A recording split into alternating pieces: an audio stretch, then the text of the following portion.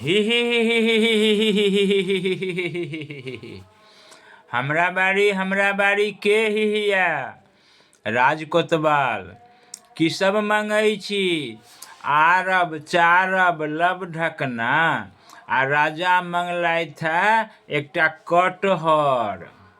अच्छा, राजा मंगलैथ एकटा कटहर तऽ ठीक छै, सिपाहीके बजाउ, हम संगे चलै छी आ कटहरक गाछमे जे सबसँ पैघ कटहर हेतै से तोड़बाके राजा साहबके भेजबा दियौन। और किछु चाही तऽ नहि राजा एकटा कटहर मंगलैथ है। अहाँके अछि कटहर? तऽ हाँ, तऽ कटहर देखलैथ है सिपाही। सबसँ बड़का कटहर जे छै ओहि कटहरमे नार बान्हि देलियै यऽ, बन्हबा देलियै यऽ। तऽ ई कटहर नहि कटबै अपने, जहिया सिपाहीके फुर्सत हेतै तहन काटिके कटहर लऽ जेथिन। फेर कहै छलखिन दोसर दिन दोसर दरवाजा पर जाके ही हमरा बारी के हिया राजकोतवाल की सब मंगै छी आरब चारब लब ढकना आ राजा मंगलैथ एकटा बड़का घौर केरा। केला लेब? हाँ केला लेब। हमरा बाड़ीमे केला छै।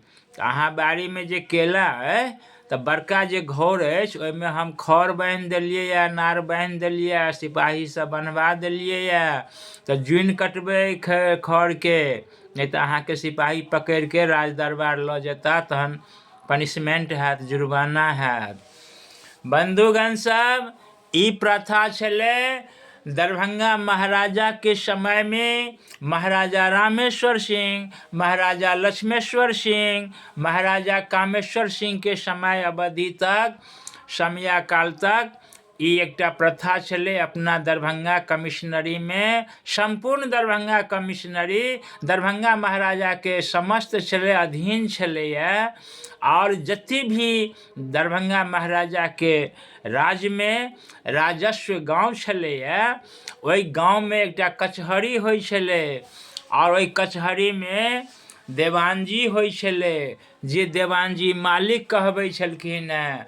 ओ मालिक के आदेश भेलै जे एहि गाम में, एहि प्रांत में ककर घोड़ा सबसे सुंदर घोड़ा छै, पैघ घोड़ा छै, मजबूत घोड़ा छै, ओहि घोड़ा के गला में आबि के खढ़ बान्हि देल जाइ छलैया। आ तहन राजा के सिपाही अबै छलथि है आ ओ खढ़ खोलि के, घोड़ा खोलि के लऽ जाइ छलखिन हैं।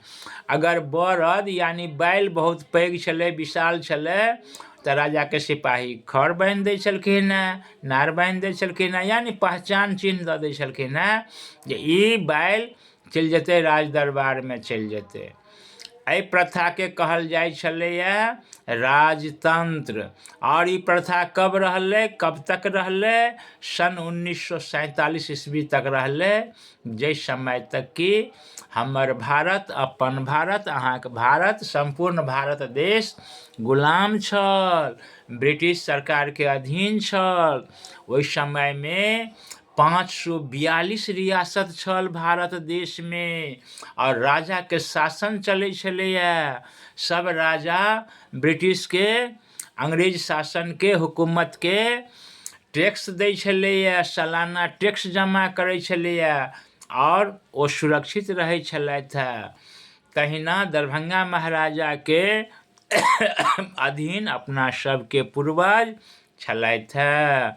मुदा जहन अपन देश भारतवर्ष स्वतंत्र भऽ गेलै सन 1947 में, तहन ई रियासती प्रथा धीरे धीरे सरदार वल्लभ भाई के सहयोग से टूटि गेलै आ सारा रियासत 542 रियासत भारत देश में मिल गेलै। आ 3टा रियासत हैदराबाद, जूनागढ़ और कश्मीर नहीं मिललै, तो ओकरा राजनीति के तहत बलपूर्वक मिला लेल गेलै, तहन एतेटा भारतवर्ष बनल छै।